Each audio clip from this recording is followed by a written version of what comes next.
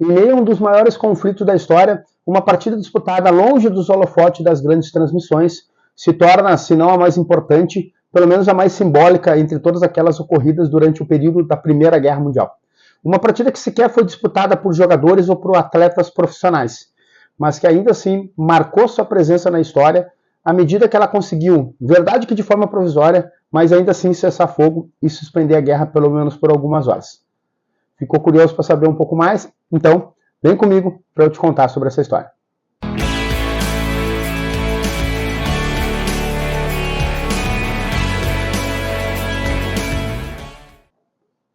Salve, salve, gente amiga! Sejam todos muito bem-vindos. Eu sou Henry Johan, professor de Geografia e História, e esse é o canal Professor Futebol Clube, canal cujos conteúdos visam aproximar assuntos da geografia e da história com o futebol.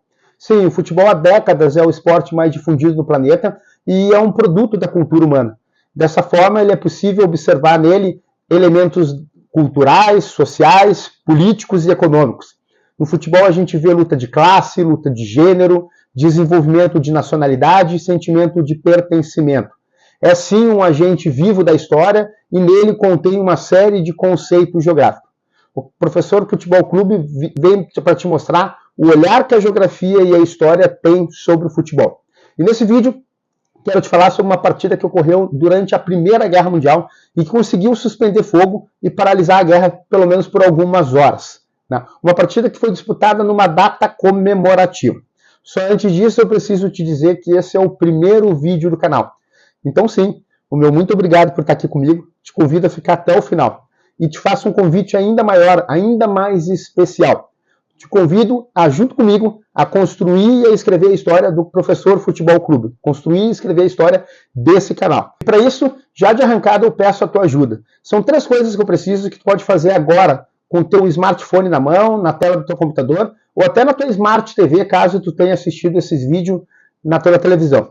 Primeiro, deixa o like. O like é super importante. Além de ser uma baita de uma motivação para quem está do outro lado aqui pesquisando e produzindo conteúdo, ele também é um indicativo para o Google de que esse vídeo efetivamente ele tem um conteúdo que vale a pena ser valorizado e recomendado para outras pessoas, né? Te inscreve no canal. A inscrição no canal dá engajamento. Faz também que o pessoal da plataforma entenda que esse canal é um canal interessante e ele passa a olhar com mais carinho e quem sabe até indicar esse canal para pessoas que pesquisam sobre assuntos semelhantes. E o sininho que está por aí em algum lugar, clica nele e ativa as notificações. Toda semana vai ter conteúdo novo aqui e com as notificações ativas tu vai estar sempre sabendo de primeira mão. E claro, né? Pega o link do canal, joga no WhatsApp, compartilha com os amigos, compartilha com a família, com todas aquelas pessoas que tu sabe que gosta do assunto. Vem comigo construir a história do Professor Futebol Clube. Muito bem, então, para que a gente consiga entender como que, de fato, uma partida de futebol conseguiu, ainda que de forma provisória, suspender fogo e paralisar por algum momento a guerra, é necessário compreender, primeiro, o que foi a Primeira Guerra Mundial e, talvez o mais importante, entender todos os elementos que ajudaram a desencadear um conflito dessa magnitude. A Primeira Guerra Mundial ela acontece entre 1914 e vai até 1918. Ela teve um número de 70 milhões de soldados envolvidos.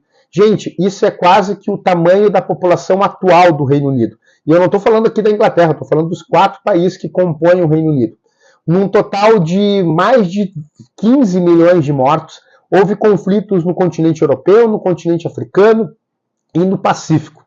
E a Primeira Guerra tem como gatilho, o grande marco inicial, a morte de Francisco Ferdinando, ou melhor, o assassinato de Francisco Ferdinando, que era príncipe herdeiro do Império Austro-Húngaro e que estava em Sarajevo, capital da Bósnia. Foi assassinado por Graviro Príncipe, um jovem nacionalista sérvio que buscava, reivindicava direitos da Sérvia sem influência do Império Austro-Húngaro.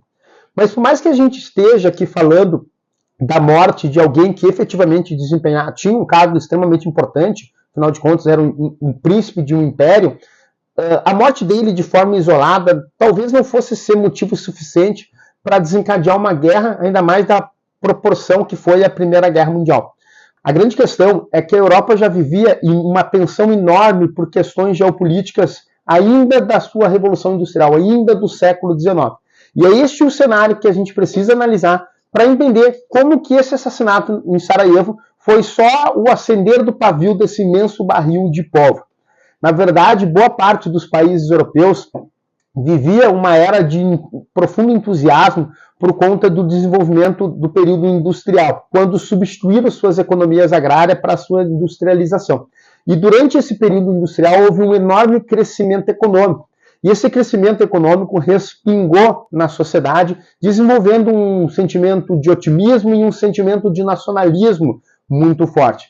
Dessa maneira, os países eles estavam praticamente vivendo o mesmo período histórico no mesmo tempo.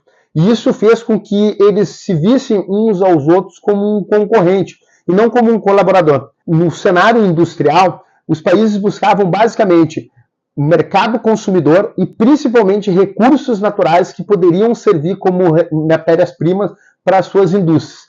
E muitos desses países enxergavam nessa concorrência um risco eminente de comprometer o desenvolvimento industrial e comprometer todo o otimismo que tinha sobre o seu país.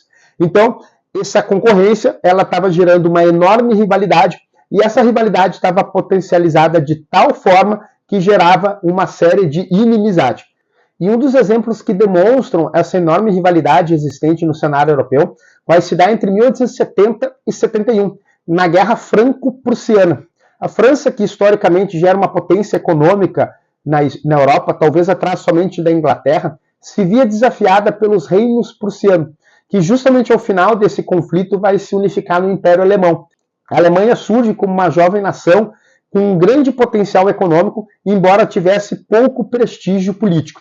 E um dos principais motivos que colocaram França e Alemanha frente a frente é uma região que na época pertencia ao território francês, mas que ficava justamente na divisa com a Alemanha, a região da Alsácia e Lorena, que era muito rica em ferro e carvão mineral, recursos naturais importantíssimos como matéria-prima do desenvolvimento industrial. E ali se dava uma nítida demonstração de que essas concorrências, essa disputa por territórios europeus, estavam prestes a desencadear talvez num conflito maior, conflito de grande proporção, que vai efetivamente se confirmar em 1914. A Alemanha sai como vencedora e começa a ganhar mais protagonismo no cenário político europeu. E a França, derrotada, passa a nutrir um enorme sentimento de rivalidade e de revanchismo. Essa disputa por territórios e busca por recurso natural era tão importante que fazia com que, naquela época, os países europeus tivessem muitas colônias, inclusive fora do continente. Só para se ter uma ideia, o continente africano, praticamente metade dele era dividido única e exclusivamente entre Inglaterra e França. E a Inglaterra não ficou só na África. A Inglaterra teve colônias na China, teve colônias na Índia, teve colônias na Oceania, estendendo a sua influência para o restante do globo. E mais do que isso, daí se tirava parte dos recursos que depois serviam para abastecer as indústrias europeias. E diante desse cenário, a Alemanha, que surgia como uma forte potência econômica, ela tinha poucas colônias. E dessa forma, ela se apresentava como mais enfraquecida politicamente. E dessa maneira, a Alemanha vai se juntar formando uma coalizão que ficou conhecida como Tríplice Aliança, junto com o Império Austro-Húngaro, o Império Turco-Otomano e o Império Alemão.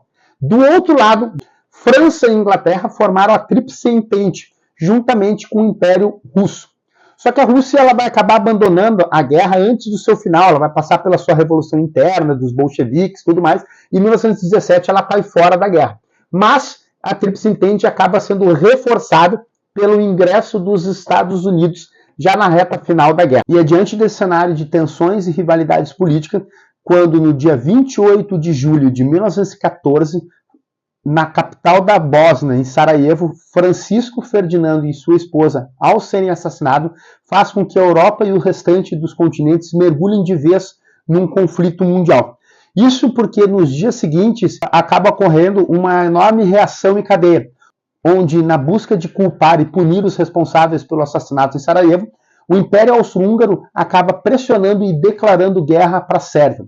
A Rússia, que era aliada da Sérvia, por sua vez, declara guerra ao Império Austro-Húngaro. A França, aliada da Rússia, também declara guerra ao Império Austro-Húngaro. E a Alemanha, que estava do lado oposto da França, ao ver a França se posicionar, acaba declarando guerra ao lado do Império Austro-Húngaro para a Rússia e para a França. E na sequência, a Inglaterra também vai declarar guerra e os conflitos vão se estender para além do continente europeu. Inúmeras batalhas vão ocorrer no continente africano, no Oriente Médio e até mesmo no Pacífico.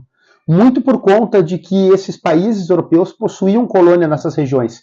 E parte das estratégias dos adversários era justamente atingir as colônias que serviam como fornecedoras de recursos naturais e matérias-primas que abasteciam as indústrias e com isso movimentava a economia e ajudava, por exemplo, na produção armamentícia. Essa propagação dos conflitos para outros continentes é o que vão dar justamente o caráter da Grande Guerra como uma guerra mundial.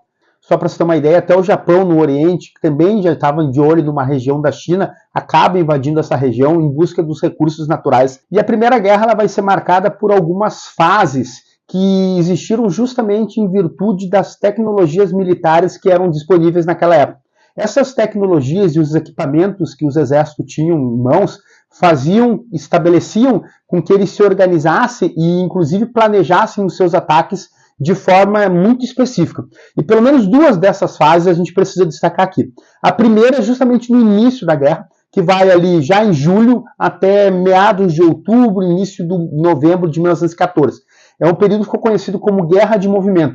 Nessa época, a estratégia era partir para cima do território adversário, onde as infantarias invadiam os territórios, os países avançavam uns sobre os outros com infantaria e com tiroteio e com armamento. Isso fez com que nos primeiros meses da guerra o saldo de mortes já fosse lá nas alturas. O ímpeto inicial da guerra e o número elevado de mortes fez com que os militares mudassem parte da estratégia e adotassem, já a partir de novembro de 1914, uma segunda fase da guerra que ficou conhecido como a Guerra de Posições. E é nesse contexto que vai surgir o cenário para a partida que a gente vai mencionar logo na sequência. Nas guerras de posições começaram a surgir as trincheiras. Para quem nunca ouviu falar de uma trincheira, eram covas abertas no chão em forma de linha, de uma profundidade bastante significativa, onde uma pessoa poderia ficar em pé ali e sendo coberta pela essa trincheira. No topo dela era colocado sacos de areia, pedaços de madeira, arame farpado, que servisse como uma proteção de ataques que viesse da frente da trincheira adversária. Em muitos dos casos, as trincheiras eram abertas e as batalhas acabavam se estendendo por semanas. E de acordo com muitos relatos da época, a vida nas trincheiras era absolutamente muito difícil e nada confortável. Para começar pela posição que os soldados ficavam para se proteger e para, de alguma maneira, conseguir ter algum visual que permitisse um ataque na trincheira adversária que ficava a alguns metros à distância. O deslocamento lá era muito difícil, a falta de alimentação era constante. Nós já estamos falando também num período em que o inverno está começando no hemisfério norte. Isso fez com que a exposição ao frio aumentasse ainda mais as dificuldades. E quando havia um bombardeio, um ataque de granada ou uma arma mais pesada e que houvesse mortos, esses mortos muitas vezes não tinham tempo e nem condições seguras para se fazer um enterro. E os corpos ficavam ali, literalmente apodrecendo, atraindo rato e outros tipos de animais. Os territórios na trincheira eram totalmente insalubres. E é justamente num cenário como esse, onde em Ypres, na província de Flandres, no norte da Bélgica, no dia 24 de dezembro de 1914, era o primeiro Natal da guerra, onde de um lado havia exércitos ingleses e franceses, e eles conseguiram escutar, vindo alguns metros à frente de uma trincheira alemã, cantigas de Natal. A música que foi cantada era Silence Night, ou Noite Silenciosa, que aqui no Brasil a gente conhece a versão por Noite Feliz. Mesmo o idioma alemão sendo diferente para os ingleses e para o francês, a melodia sim dava demonstrações muito nítidas que se tratava de uma cantiga de Natal. Quando os ingleses conseguiram de alguma maneira ter um visual maior, perceberam por parte dos alemães que eles estavam decorando as suas trincheiras. Isso fez com que naturalmente o clima de Natal fosse se estabelecendo na região e o lado inglês começou também a cantar suas cantigas de natais e também a decorar as suas trincheiras. O movimento que se deu na sequência foram de aproximação de representantes dos dois lados. E sem que um armistício fosse efetivamente acordado, mas pelo menos uma trégua por algumas horas se estabeleceu na região. E soldados ingleses, franceses, junto com soldados alemães, começaram a comemorar coletivamente o Natal. Pode parecer meio loucura a gente ficar pensando como isso foi possível, né? Como numa simples virada de chave ou numa música de Natal teve o poder de botar inimigos frente a frente para comemorar ao invés de para fazer duelo. Mas se a gente tentar pensar o que estava passando na cabeça desses soldados, fica fácil presumir de que maneira o espírito natalino foi muito bem-vindo naquele momento. Vários soldados estavam questões de semana, alguns até meses longe das suas famílias. Era natural que naquela data muitos pudessem com saudade dos seus familiares, dos seus filhos, esposas, pais e mães. O Natal é, para muitas culturas, uma celebração de comemoração familiar. E muitos desses soldados, aqueles mais realistas, sabiam que a chance de voltar a ver um dos seus parentes era mínima. Naquela época, o telefone residencial não existia. A pouca comunicação que se tinha com seus familiares eram por cartas, que às vezes demoravam questões de semana e até meses para se conseguir ter uma informação de alguém de casa. Então, era natural que esse espírito de saudade desse espaço e acolhesse muito bem o espírito natalino que de alguma maneira se espalhava nessa região. E é nesse cenário que surge uma bola de futebol. Sim, os caras jogaram uma partida de futebol. Isso tem uma série de documentos de relato e esse acontecimento ele efetivamente ocorreu. Por mais que possa parecer uma cena de filme, esse episódio ficou conhecido posteriormente como a Trégua de Natal. Um acordo estabelecido de forma voluntária pelos representantes das duas trincheiras que deixaram a guerra de lado para poder desopilar um pouco e poder celebrar, poder mergulhar um pouco no espírito natalino. Só para se ter uma ideia das dificuldades que se tinham na trincheira, foi nesse cenário que muitos corpos puderam ser velados e enterrados com mais calma e com mais paciência. A gente não tem relatos mais claros de como se deu a divisão dos times, quantas partidas de fato ocorreram, se soldados alemães jogaram contra soldados ingleses e franceses, ou se foi tudo misturado. O fato é que desse episódio a gente pode tirar duas lições. Primeiro, todo espírito que está imbuído numa guerra, ele é algo construído, ele é algo trabalhado. Enxergar alguém, mesmo que seja de uma cultura, mesmo que seja de um país diferente, como inimigo, é algo que precisa ser trabalhado ou construído. Se deixar pelos sentimentos mais genuínos das pessoas, a gente tende a enxergar o outro muito mais como um aliado ou como alguém que pelo menos possa fazer parte da tua ceia de Natal, do que necessariamente como um inimigo que eu preciso vencer. E o segundo é que o futebol, ainda que nos anos iniciais, por mais que ele já fosse presente tanto na Inglaterra, quanto na França, quanto na Alemanha, ele estava longe de ser o esporte com a capacidade, com a adesão que tem hoje em dia. Só para você ter uma ideia, a gente está falando do Natal de 1914.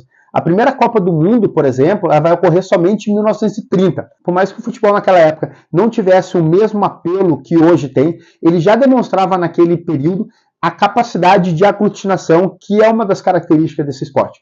Ele conseguiu aproximar pessoas diferentes, que falavam idiomas diferentes, que viviam em culturas diferentes, que estavam em lados diferentes da guerra, inclusive em lados opostos, mas que com a bola rolando e dentro daquelas regras que todos conheciam, pudessem de forma coletiva comemorar e celebrar o Natal com uma boa partida de futebol.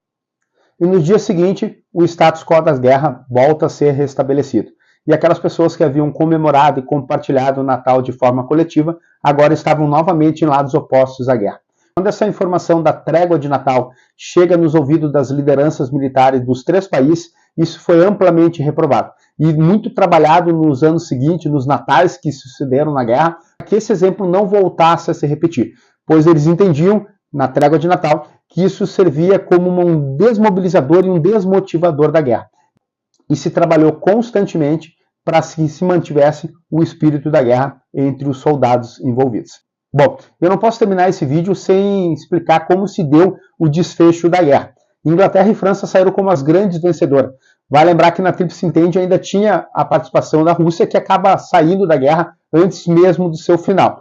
E os Estados Unidos acabam ingressando em 1917, o que desequilibrou de vez o confronto para o lado da Tríplice Entente. E do lado da Tríplice Aliança, no dia 30 de outubro de 1918, o Império Turco-Otomano acaba assinando um armistício de cessar-fogo e reconhecendo a sua derrota no conflito. No dia 3 de novembro de 1918, aí é a vez do Império Austro-Húngaro também assinar um armistício. A Alemanha acaba tendo uma mudança do seu regime político.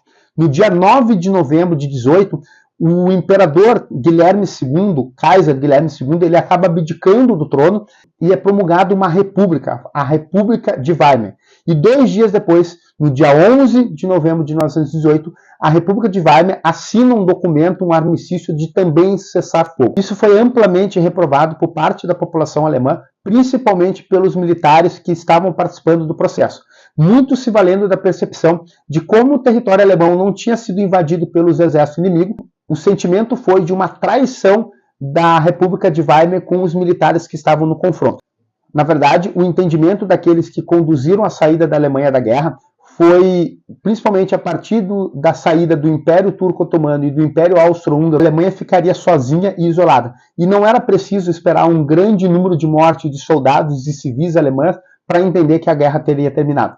Dessa forma, a rendição ela se deu antes. Porém, esse sentimento de traição, ele acabou sendo nutrido e ele vai ser um dos combustíveis usado depois para o início da Segunda Guerra Mundial, que vai ocorrer no final da década de 30, em 1939.